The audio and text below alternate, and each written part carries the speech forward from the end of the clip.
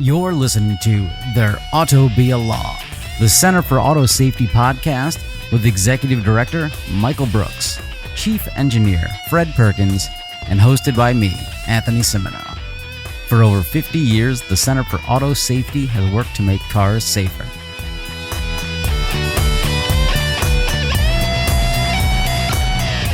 Good morning, listeners. Good morning, world. Entering a world without any regulations whatsoever. No seatbelts, airbags, gas mileage, tailpipe emissions, road lines, road dividers, stop signs, barriers. It's Elon's world now, and hopefully we can live in it. Hopefully. Anyway, let's get into whatever this is.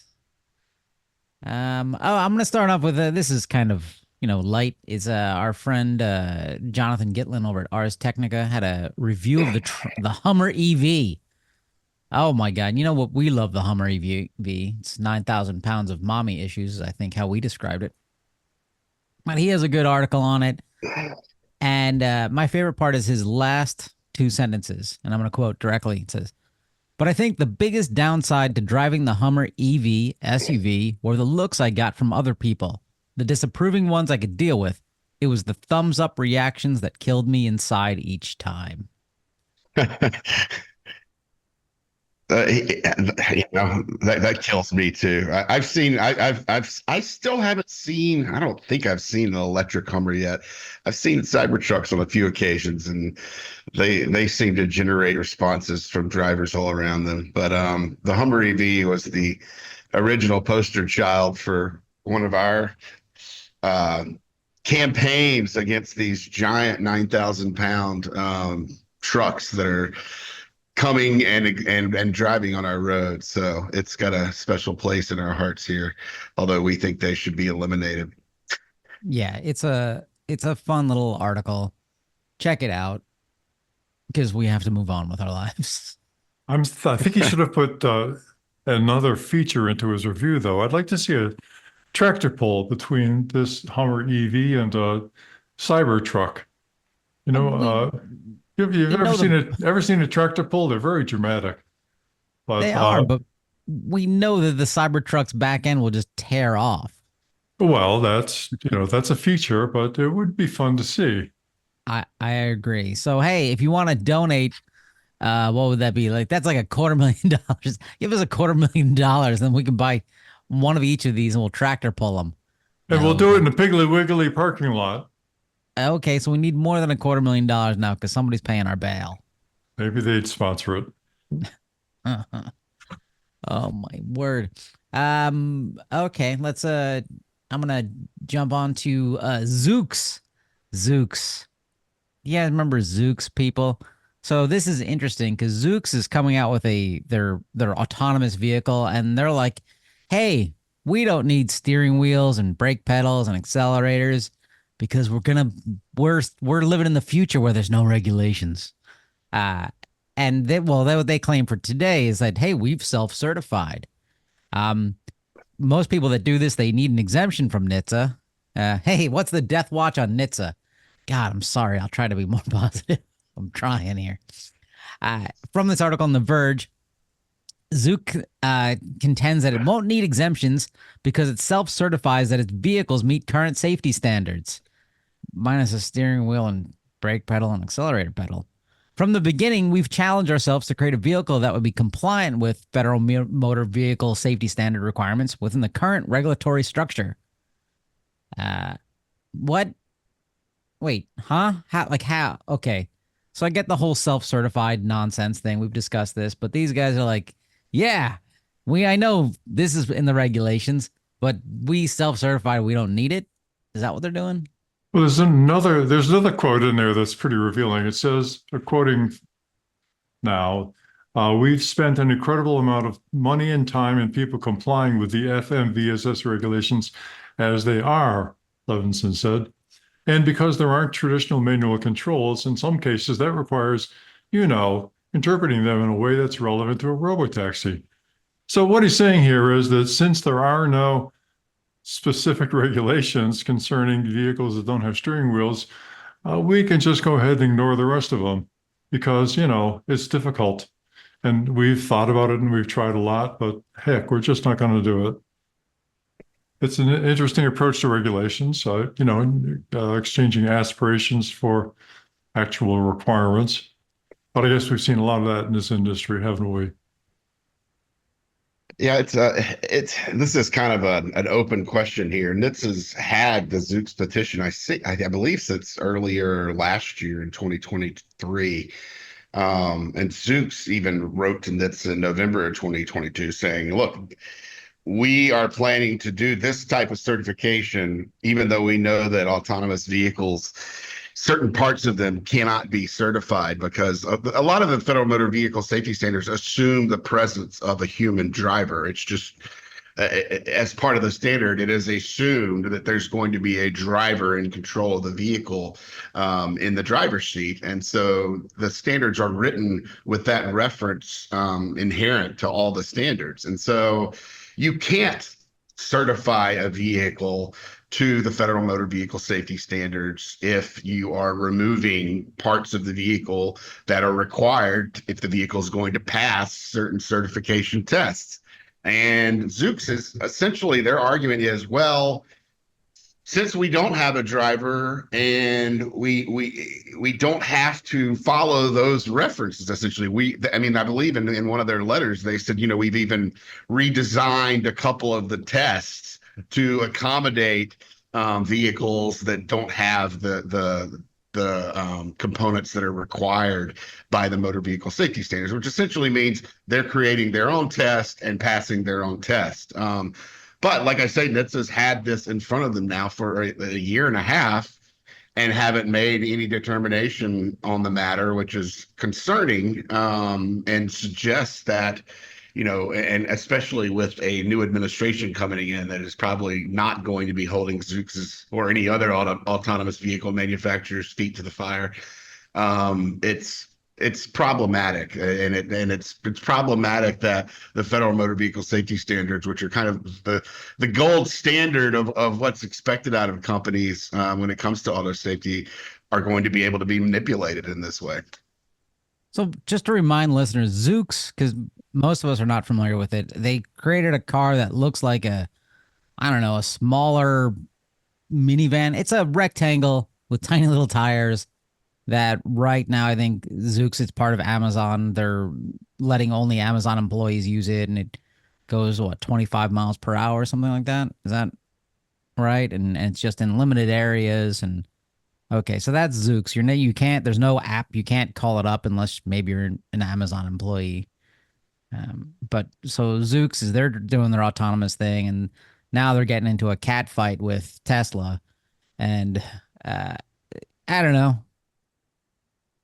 Maybe I don't think it's going to work out too well for them now. But basically, the head of Zoox is saying, yeah, Tesla's full self-driving thing, it's not the right technology. It won't work. We've said that. We agree. Yeah, I mean, they're basically saying what you've probably heard us say many times. I mean, he's saying that Tesla's camera-based full self-driving doesn't have the software necessary to keep people safe, and also touching on the fact that the systems can lull drivers into a false sense of complacency before the systems do the wrong thing and put you in danger as a human.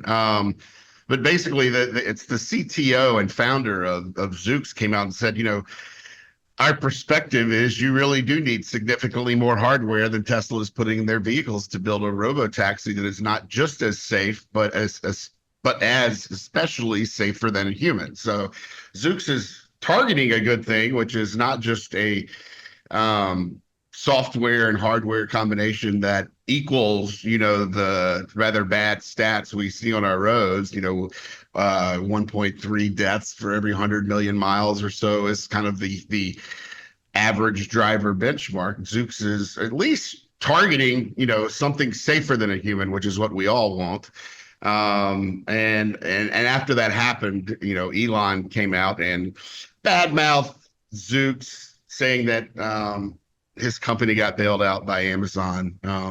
Elon's been the recipient of at least one bailout that I'm aware of. So, it's glass houses and all that. But He wasn't building a in glass this, house.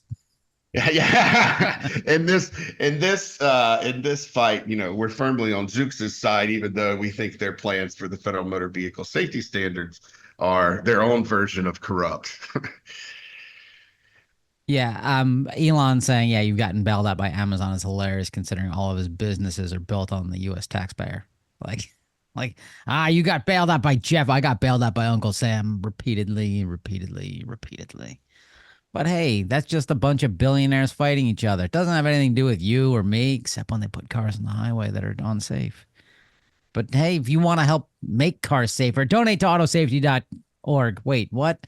The Center for Auto Safety. Donate to the Center for Auto Safety. You can go to autosafety.org and you can donate. And Fred's laughing at me right now. And that's why we don't have a video version of the show. I think some of us were up late last night. I'm guessing about that. No, I went to sleep early and woke up to panic. Yeah. Yeah, I mean, given the last few elections, the staying up to watch hasn't really been as productive as it was in the past when you don't really have an answer. But I guess this year was different. But I did not stay up late watching returns since I didn't expect to have an answer this soon, but here we are. All right, I'm gonna go a little off topic then. It's still in our wheelhouse, but it's not in our notes. So the new administration moving in, and I'm not keeping this really political. They are very anti-regulation. They think regulations are dumb and stupid, and they want to get rid of a whole bunch of government agencies because they don't understand what they do. If I don't understand it, let's get rid of it. So I'm thinking, does NHTSA have a chance of surviving in the future? Well, NHTSA's I think, going to survive as organization. I mean, we've kind of seen a blueprint. I mean, we've seen the blueprint for what a Trump administration does at NHTSA 8 years ago or so when that started. And well, essentially, you're going to see a NHTSA that is incredibly hesitant to do any type of rulemaking. We know that the Trump administration and Republicans in general are anti-regulatory. Well, NHTSA is a regulatory agency. They don't want NHTSA rulemakings making it down the pipe. So in the last Trump administration, I think we saw two final rules that regulations that actually reached the finish line and applied to the auto industry. They were very minor rules, while we've seen dozens of proposed and final rules presented by the current NHTSA administration. So yeah, there's a huge concern on the rulemaking side. That's the thing that is most impacted by a change in administration over at NHTSA. We also have concerns, since supposedly Elon Musk is going to be taking a role as the government efficiency czar or whatever they're calling it. We have serious concerns for a lot of things going over it. And so the investigations that are currently ongoing into Tesla is a significant concern of how fairly those are going to be carried out. Also, the standing general order, which the current administration's NHTSA put into place in 2021, I believe, that collects data on all of the partial automation and fully automated crashes. That was created by administrative fiat, essentially. So it's not a law, it's not a regulation, and the next group coming in could eliminate that data collection, which has proven critical in getting recalls in dozens of cases. So we're concerned about that. Very concerned about that as a result of this election, and beyond that, when you look at the composition of the Congress, the Senate is now Republican controlled, and the House, I believe, is still somewhat in the mix, and we're not aware of any results there. But the chances for really bad legislation for consumers regarding autonomous vehicles, I mean, there's a really good chance that's going to start pretty soon here. I mean, we've had a mix of control in the presidency and Congress for years now, and so it's been difficult for the AV companies and their lobbyists to advance this legislation. But if the House ends up going Republican, it's probably going to be something we're going to see in the very near future, is an autonomous vehicle bill that, essentially paves the way for bad technology to be put on our roads without proper testing for safety before it's released. So we have a lot of concerns about safety given the results we've seen the past 24 hours. We're all gonna die. Uh, yeah. Okay. So, well, Elon's gonna be the efficiency czar appointed by off-Broadway Mussolini. Um, that's sad because you know, Tesla has this feature called Summon, or what is it? What are they called now? Real Summon, Smart summon. Smart Summon, and this is just a dumb demo feature they've sold to people, and it allows you to remotely get your car delivered to you, like from a parking lot and whatnot. And it doesn't really, it kind of works, I guess, maybe. Well, one guy, he's like, hey, I got a really tight parking spot. I'm gonna park it there. Like it's a spot where there's houses on both sides and you can't get in there. So, but he's been using this feature to park his car there and have his car come out, and his car comes out so he can actually open the doors and get in it. Well, Tesla updated their software, and now this poor guy can't get his car because the Tesla software is saying, "Yeah, it's not safe. There's buildings around us. We can't move. We're stuck here. What do you want from us?" The guy Yeah, brings it. Yeah. he's essentially stuck in an alley that's narrow. He can't open the car doors to get into his vehicle and move the vehicle manually. And he parked it there using the Smart Summon feature, which was updated. And I'm presuming here the article is not clear and it's unclear, but I'm presuming what happened with Smart Summon was it was using two different systems to function. It was using the Tesla's vision system, their much touted vision system, but also it was using sensors that were embedded in the vehicle, that basic ultrasonic sensors that detect objects that are nearby. It looks like in this guy's case, he parked it, and when he parked it, it was using the software version with the ultrasonic sensors. And then when he went back out to retrieve it, it was using the vision only system. And now the Tesla vision only system can't see its way out of a tight box. And so his car is stuck there until he gets some help. You know what? Looking at the picture of it, though, I think there's a good case to be made that he could climb in a window of that vehicle.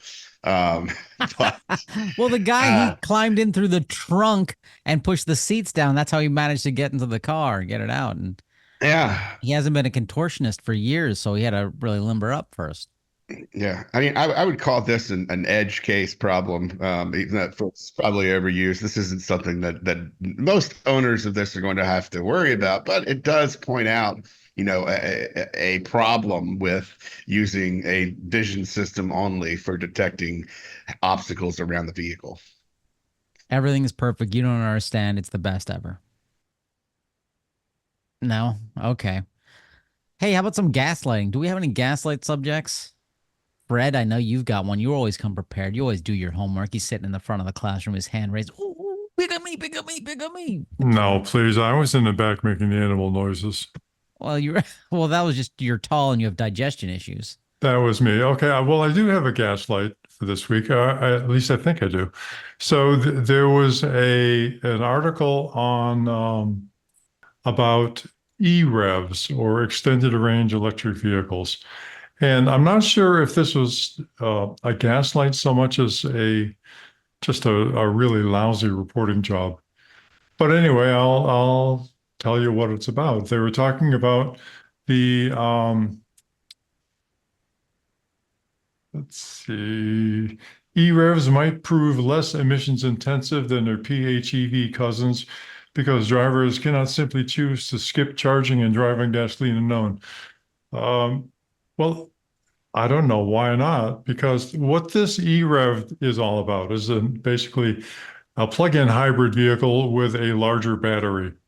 And they then use the internal combustion engine to produce a small amount of power to drive the car when it's in normal operation. Now, the reason this works is because when you're driving a car down the highway, you're only using 20 or 30 horsepower. Well, unless you're in one of the Hummer EVs, in which case you're using, 50 or 60 horsepower. But anyway, if you've got that small amount of power coming into the battery as electric power, then you're basically just only using the battery, the large battery, to go up and down up hills and to recover energy. So that's the standard approach that cars, the big engines, use now. They use a small amount to go down the road, and then they use the rest of the engine to accelerate and to go up hills when you need extra power. So this reporter makes a lot of questionable statements here, and Fake news. well, maybe so, but a couple of things. One is they assume that because there's an electric power source, it's going to be inherently more efficient than an internal combustion engine that produces the same amount of power. That's simply not true because somehow you have to get electricity into the vehicle.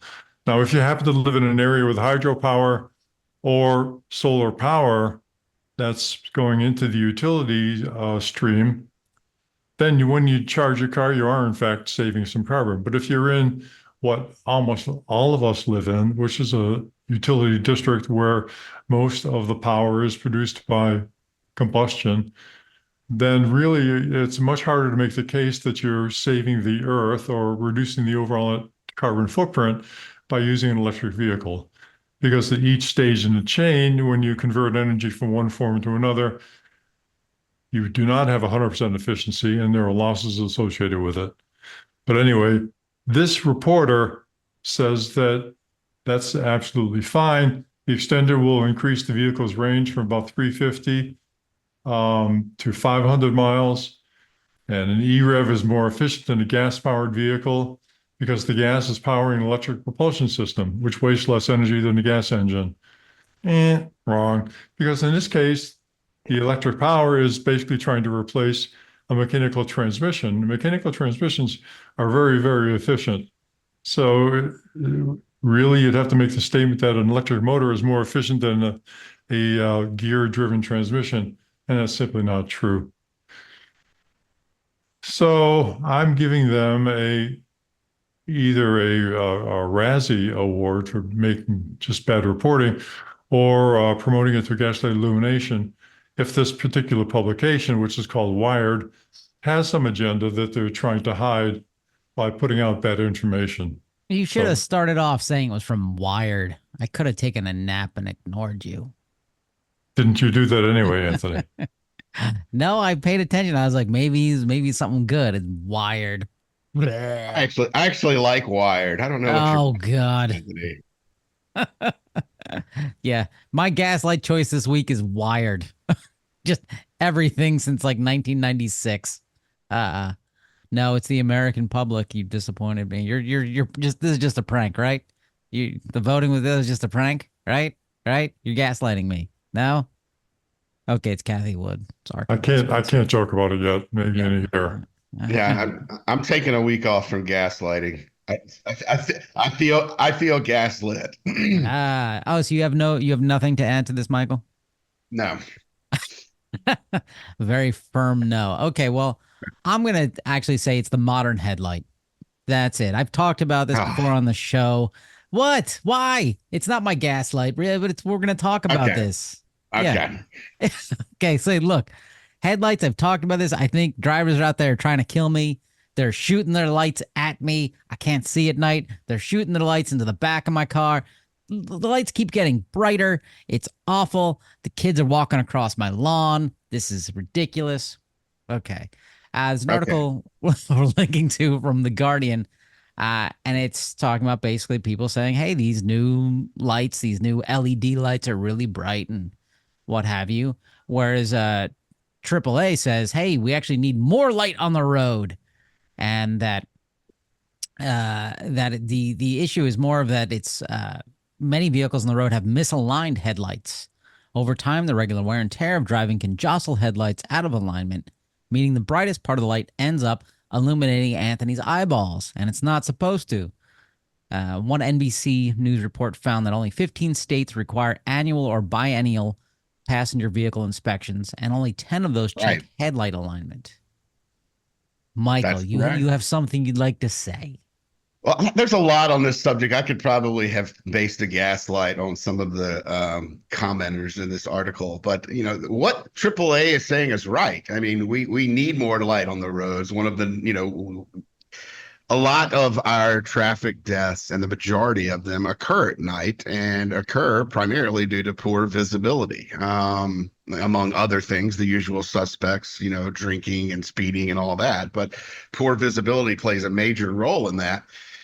And there has been, a large number of people since, I would say, since LED lights have become commonplace, but also since vehicles have grown in size and stature, we have headlights in our face a lot more, because more likely than not, you're going to have, if you're driving a sedan, especially, you're going to have a large truck behind you with headlights that are beaming directly into your rear view mirror, directly into your eyes. That's part of the issue. There are groups that want to blame LEDs specifically for the issue. They make a lot of health and safety claims around LEDs that are unverified and get a lot of media attention somehow, despite their unverified claims. They claim that there's a safety issue, but to date, I haven't seen any evidence of crashes that have been caused by lights that are too bright, while there are thousands every year that are caused by not having enough light. So there's an anti-LED movement afoot that is behind a lot of these stories, and they should probably get my gaslight of the week. But there's some other things as well. We only have 15 states with state safety inspections, as the article notes, and only 10 of those measure headlights. And Lord knows how accurate their measurements are. We also have millions of non-compliant lights being sold to Americans through eBay and Amazon, and coming from China. And who knows, we know that these lights are not, all they claim to be certified to federal motor vehicle safety standards. They're not. And we've heard from many people in the parts industry saying they're testing these lights on their own, and they're not compliant with motor vehicle safety standards. And people are buying these at their local auto shop as well, installing them improperly. I mean, there are literally a dozen reasons why vehicles can glare you out of your seat at night. I've certainly had that experience. And I understand it can be a momentary distraction. It can be very annoying to have someone shining brights into your face. But like I say, we just haven't seen the data that suggests that there is a real safety problem here that's contributing to crashes. So one thing we can all look forward to, I think, is the advent of adaptive driving beam technology in America that will allow for better control of where the light that's being produced by our headlamps goes. It can be directed around corners. It can be directed in a way that would not obscure the vision of drivers of other vehicles. I mean, that's all possible in the future. This is probably a Pitts bad moment, as Fred would say, but maybe I'm hoping that LED lights and adaptive driving beam technology can resolve a lot of this for people. It also wouldn't help if we could drive smaller cars where headlights aren't constantly being aimed into our faces. Well, there's another factor here, which is that the optics are better for LEDs than they were for incandescent lights. If you remember the old days with incandescent lights, there'd be a fuzzy spot that is the high beam focus area or the low beam focus area. But now with LEDs, because the light source is actually very small, you can have very good optics on it. And you may have noticed that the LED projection has a very hard edge to it. So Yes, in my eyeball. in your eyeball sometimes, but it's either really bright or not bright at all. And so when you've tuned the optics so that the low beam top edge is parallel to the plane of the car, right? So it's just going straight ahead, not up, which is what the high beams do. But if it's just going straight ahead, as soon as the car goes over a bump or something, then that hard edge of the focus area moves up into your line of vision. So that's a consequence of the fact that you do have better optics associated with the LEDs. That's not going to go away with adaptive lighting, because the reason you can make the adaptive lighting work is because you've got this hard edge and you've got the Yep. optics associated with it. So this is not something that's going to go away. The And there's and the other factor is, of course, that the front ends of a lot of pickup trucks and SUVs now are just getting higher and higher. So as you get close to the back of your car, even though they have the high beams on, what is straight ahead to the driver of that vehicle is in your rear view mirror, because you're driving a smaller vehicle. So those are all factors. It's because I'm in a tiny car that I have to be subject to these big bad LED bullies. Yep, shame on you. Damn it. Okay. Because I you was know, told. I may not be sensitive enough to people who have light sensitivity issues. I don't, so this isn't something I experience a lot. But it seems like there, in the article for sure, there are people who are much more susceptible to problems there. So perhaps, I'm being a little too harsh on them, but I see the lives saved by good lighting as outweighing some of the light sensitivity problems as a whole. It's one of those safety trade-offs that is made every day in the industry, and that really have to be made to reduce the number of crashes we see on the road. Part of the article, and I think this is my issue that I have with it. I don't care what the technology is behind it, except that I was told by RFK Jr. that LEDs, they'll put vaccines inside your body, and he told him that by a tapeworm in his brain. Anyway, let's all say, Your new FDA, yeah, exactly. FDA. Let's all wave our head to the new homeopathic FDA. Oh man, it's I'm going to be bad. let's remove fluoride from the water. Anyway, but part of the article they talked about, and I think this is the issue I have, it's talking about that incandescent halogen bulbs, the halogen were the predecessors to LEDs after incandescence. They emitted a light that has a light orange or red hue, which is gentle on the eye, whereas LEDs tend to emit a harsh white light. And I think that's the problem I have with it, is the frequency of the light and the bouncing in my face, and I'm in a small car. So, Fred, maybe this is a technical question for you. I don't know if you can answer it, but if you say it with enough confidence, I'll believe you. Can't we tune an LED to change the temperature of the light coming out of it?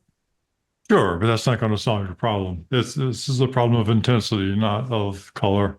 No, I think the temperature. I think definitely you tune it down. You add a little more yellow into it, a nice cerulean blue, a happy little tree.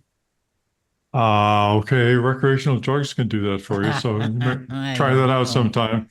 don't No, drive on I don't recreational think that drugs. I don't think that that's the problem. The problem is just the fundamental optics associated with it. And the fact is that when you're in front of a car and that car behind you goes over a speed bump, even though it has the slow beams on, you're going to get zapped by that light. Uh, Color may make it a little better, but you'd have to go to red to really not impact your night vision. And nobody's going to put a red light on it. And I'm here to tell you, because I tried it, that if you look at an intense red light that is bright enough to let you actually walk around or navigate, you're going to get a pretty good eye zap. Oh. Hey, listeners, if you think Fred's right, donate $100. If you think Anthony's right, donate $101. If you think Oh, Michael's right, wow. donate $102. And then we'll figure out who's right. That's right. Donate $100 if you think Fred's right, $101 if you think Anthony's right, and $102 if you think Michael's right. You guys think I'm this will voting for work? Anthony. I'm voting for Anthony just because he slipped in a Bob Ross reference there. Yeah, there we go. And speaking of Bob Ross, Fred, can you enlighten us with your Tao this week? You've now entered the Bob Tao of Ross? Fred. He was the PBS painter guy. I don't know anything about that. Huh. Weird. But okay, so I've been asked to make people understand EREVs this week. So EREV is extended range electric vehicle.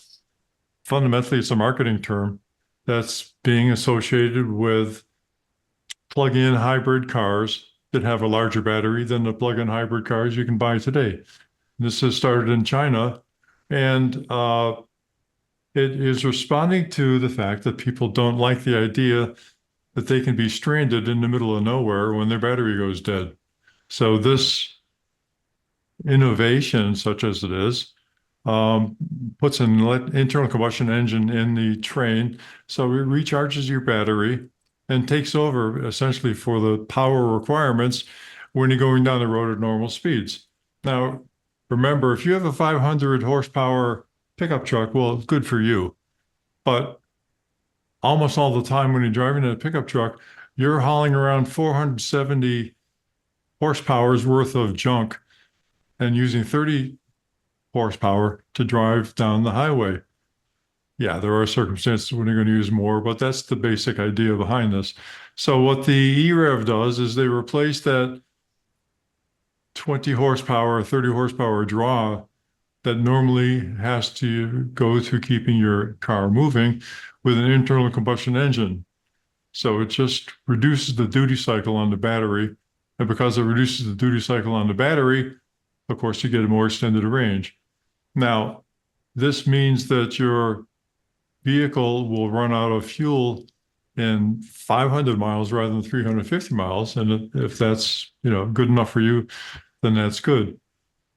There are a couple of design options, though. One is that the EREV can have enough power, the internal combustion engine can have enough power to recharge your battery, which is what you see with a plug-in hybrid, or that it does not, which would mean that it's extending the range of the vehicle, but you're still dependent on plugging the car in from time to time. So we don't know which is going to win with that. My guess is that people liking the independence from the recharging capability will probably go with a slightly larger engine so you can recharge the battery on the fly, similar to the way a plug-in hybrid works now. But we'll just have to see what that happens. So anyway, that's the term, extended range electric vehicle. It's a plug-in hybrid with a bigger battery, and it is available now, apparently, or soon will be, through Volkswagen subsidiary Scout, which could have been my gaslight illumination, I guess. They've appropriated they bought the name Scout, and they're promoting it as an all-American solution to the electric SUV problem, when in fact it's a German company that is doing that. So maybe that'll be a future gaslight. Who knows? Anyway, that's the EREV story. Any questions about that? So it sounds like it is just marketing nonsense.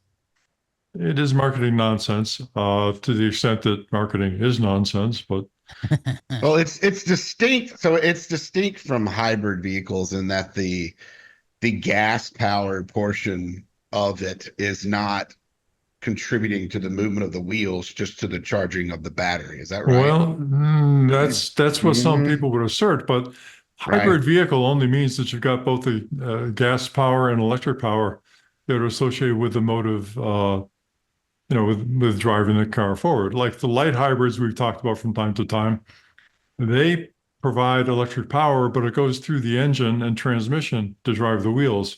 But there are other hybrid vehicles that are strictly electric drive, Right. but they also have an internal combustion engine. So the distinction that part of the motive power goes directly from the engine to the drive wheels through mechanical transmissions versus electric power going to the drive wheels is something people might promote, but that's not a unique aspect of the hybrid vehicle or the extended range electric vehicle. That's interesting. It makes me wonder if this is a marketing, just a marketing scam, or also something that might allow these vehicles to qualify for, tax credits that a hybrid might not be able to as well. Well, that latter consideration, I don't know, but the marketing aspect of this is pretty clear to me. Now, it doesn't mean necessarily it's a bad idea. It probably is because of waste of resources, but it may help people sell some more cars. Well, it's the new undercoating. Yeah, but if you're one of the people who believes that an electric propulsion system is inherently much more valuable and sanctified than an internal combustion engine, then this would be clearly good for you. But I think people have to recognize that a 9,000-pound Hummer electric vehicle is not inherently more efficient than a 50 horsepower moped or 5 horsepower moped, right? There are scaling effects associated with these electric vehicles. And the fact is that you've somehow got to come up with the electricity to stuff into the battery in the first place. If you're burning coal to do that, you really have only marginal benefits associated with a carbon footprint from the electric vehicle. I don't think you're gonna like the next 4 years, Fred, with that attitude. Okay. Yeah, well, it's going to be fun. Okay, so let's get into a serious conversation here, okay? Look, enough of this. Which side of the car should your fuel filling hole be on? Your fuel door hole being on. There's an article in Jalopnik where apparently people with way too much time on their hands argue about this stuff.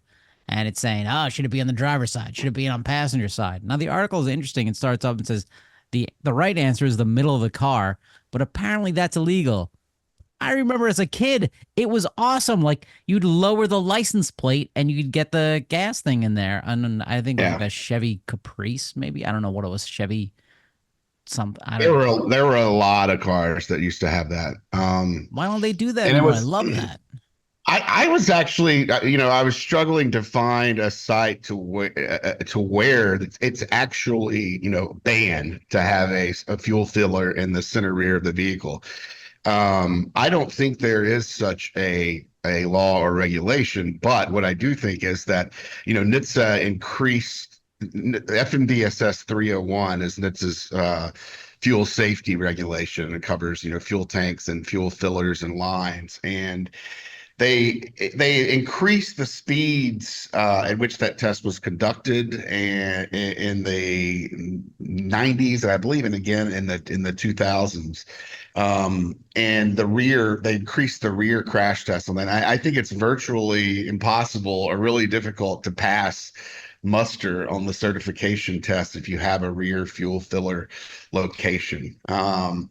So I think that's the reason for that. But, the article, it's interesting when you're talking about, safety considerations on the left side of the car or the right side of the car. I mean, if you're putting a fuel filler door on the right side of the car, then the guy in the YouTube video that accompanied the article, very overcaffeinated young man who was debating all sides of this topic, suggests that there is a safety reason for that. If you run out of gas on the highway when you're refilling your tank with your portable gas can, then you don't have to stand on the road side of the highway to refill it. Now, again, I'll bring the word edge case up. That's a rare scenario.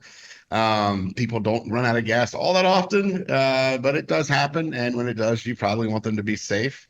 On the left side of the vehicle, I think the real argument there is for convenience. There wasn't really any safety reason that I could come up with to put a fuel filler on the left side, other than the fact that you don't have to walk around your car to fill your gas tank. And I think as it turned out, it looked like we're a country with about 65% of our cars having a left side fuel filler and 35% on the right. My Volkswagen has it on the right. How about you? Mine's on port. It's on the left side. Fred? I'm starboard.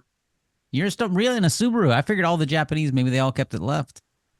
I don't know, it's starboard on. Huh. Yeah. Fred doesn't even know. Fred doesn't know. Oh, I do. I've fueled up my know. car many times. Have you? Don't you have your butler fuel it for you? Let me try that again. My butler won't do that. That's too bad. They have a no organic chemicals clause in the contract. Let's jump into recalls. And hey, I'm guessing in a year we'll never do recalls again because you're very, very, very negative. I'm sorry. I know. I apologize. Recalls are going to continue to happen. Maybe not at the rate they should, but they'll never include Tesla again. Anyway, let's start off with Nissan 4,036 vehicles. This is the 2023 to 2024 Nissan Z. Some components names, and the components names, I'll just help you out here. Harn Corner Sen Fur. This is around the front bumper issue. A Nissan tech identified an incorrect diagnostic trouble code when the right-hand pedestrian collision detection centers of the front bumper harness were disconnected. What? Okay, so I want to talk about this. This is actually a good feature. So the pop-up pedestrian safety hood releases the hinge at the back of the hood and causes it to move away from the engine components. So it turns it into essentially a relatively soft springboard. So when you hit a pedestrian, the electronic sensor causes the hinge to relax in the back and pushes the hood up so that when the pedestrian falls over the hood, they don't hit the hard components in the engine. So it's so that reduces thoracic and cervical and head injuries.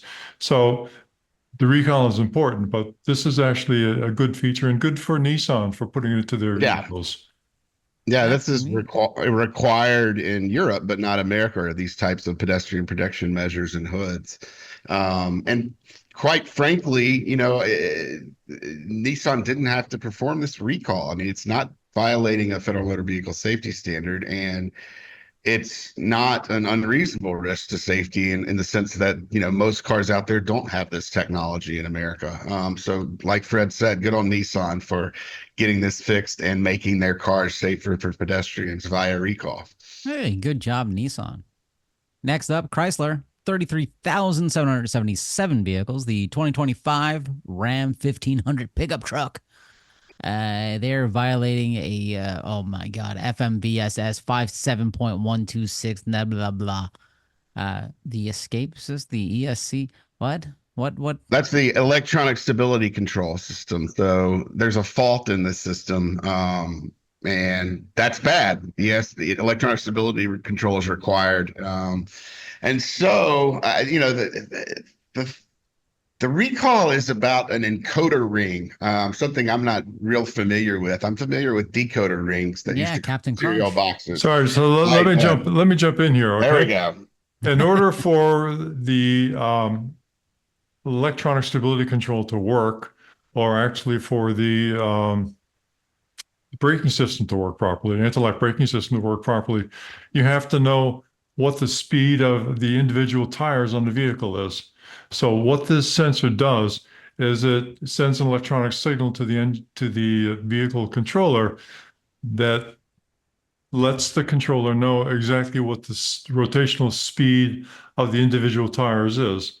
Now, what the electronic stability control does is it looks at all the tires when your car is in a critical configuration, or it's going to flip over, or it's going to swerve, or whatever, and it individually controls the braking on each of the tires to bring your car back into a stable, safe configuration. Okay, so this is a critical component that allows the vehicle controller to know what the speed of each individual tire is.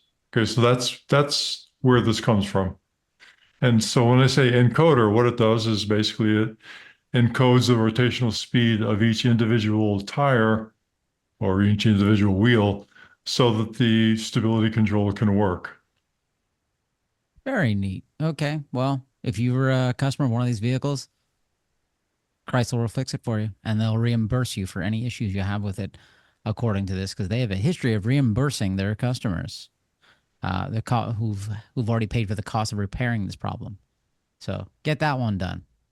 Yeah. That should be out around the middle of December is when owners will start to know about that. But be aware that in the meantime, your electronic stability control system may not work as expected. So stay stable. Stay stable. Up next, General Motors, 107 vehicles. That is very specific. The 2020 to 2022 Chevrolet Bolt EV, which people seem to really like. Service records were determined vehicles that may not have successfully completed installation of the advanced diagnostic software as related to another recall. Wait, so these cars got recalled, and then some of them, I guess they just unplugged it before the update was completed. Yeah, it looks like they figured out that some of the vehicles that, this was a recall. I think this was the fire recall for the Volts where owners waited quite some time for a fix. And then looks like about a little over 100 of the owners that waited all that time for a fix didn't actually get the fix.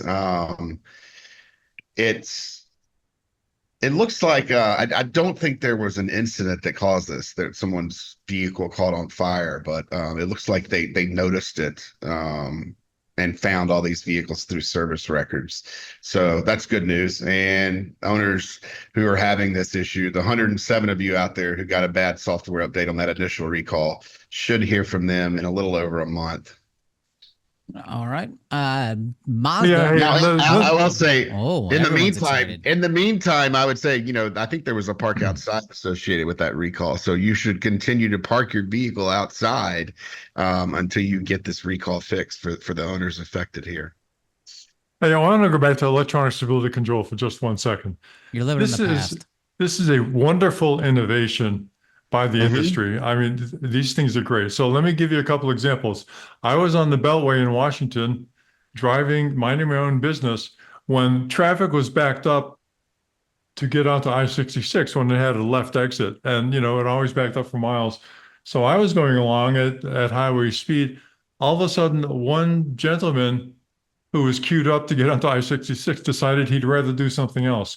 And so about 10 feet in front of me, all of a sudden he pulled into the traffic lane right ahead of me. I was driving in a Isuzu Trooper at the time. So I, Whoa. cranked over the wheel. The car started to flip. It didn't flip, but Yeah. it started to roll over. So I was glad to get it under control. I may have offered a famous salute to the driver, but I'm not sure. Then I bought a Subaru and I was driving back from Annapolis to Washington at highway speed. All of a sudden, a big lump of metal fell off a tow truck that was ahead of me. And so I once again had to crank the wheel over to get out of the way of that object. And, it was just stunning because the car was stable. The ESC kicked in. I steered away from this large object, whatever the hell it was, and went on my merry way. So this is a wonderful system. Thank you to industry for developing this. This is the kind of electronic innovation that we would like to see more of. And, we'd like to see people stop concentrating on automatic vehicles and putting more and more of this really excellent life-saving technology into vehicles that are currently being offered to the public. End of rant. But electronic stability control is not a required feature. It is. It is. It is now. Okay, good. That's what I thought. Okay, moving on. Mazda, 80,915 vehicles. The 2024 Mazda CX-90, the 2025 CX-70. And this is, can I say this is part of the backup camera thing, kind of, sort of? Multiple warning messages. Yeah, go for it. Yeah, the 360 view monitor is affected by this one. So it affects the backup camera's function as well as numerous other things, including anything on your instrument cluster, seatbelt warnings, defroster, engine warning light, high voltage battery cooling system, all sorts of things. So this electrical issue is big. Come and get that fixed. Last recall, Ford. 6,212 vehicles. Wait a second. Ford, I understand being in the recall roundup, but only 6,000 vehicles? Come on. They're always like 600,000 vehicles. So this is the 2024 Ford Mustang, the gas version, and it has a problem with its instrument panel cluster. May not illuminate at startup or during a drive cycle. Huh? It's exactly a drive cycle. So basically, I guess their screen just stays black, and you're like, I'm going fast, slow, brakes on. I don't know. What is it? What is a drive cycle? Does that mean just you're driving the car? Yeah, that just means you start, you go somewhere, and then you stop. That's the drive cycle. Oh, that's not that exciting. Yeah, it's exciting if you don't have an instrument panel, though, and not in a good way. So that's something, it's just yet another software issue in vehicles. What they're going to do here is basically update your instrument panel cluster software. And owners should be hearing about this one starting next week. So get ready to take your car in for that software update if you own a 2024 Mustang. Oh, that's exciting. And with that, listeners, have you gone to autosafety.org and clicked on the donate button? Come on, do it. We need your help more than ever. Thanks for listening. Tell all your friends. Until next time. Bye-bye. All right. Bye-bye. Thank you. Thanks, everybody. For more information, visit www.autosafety.org.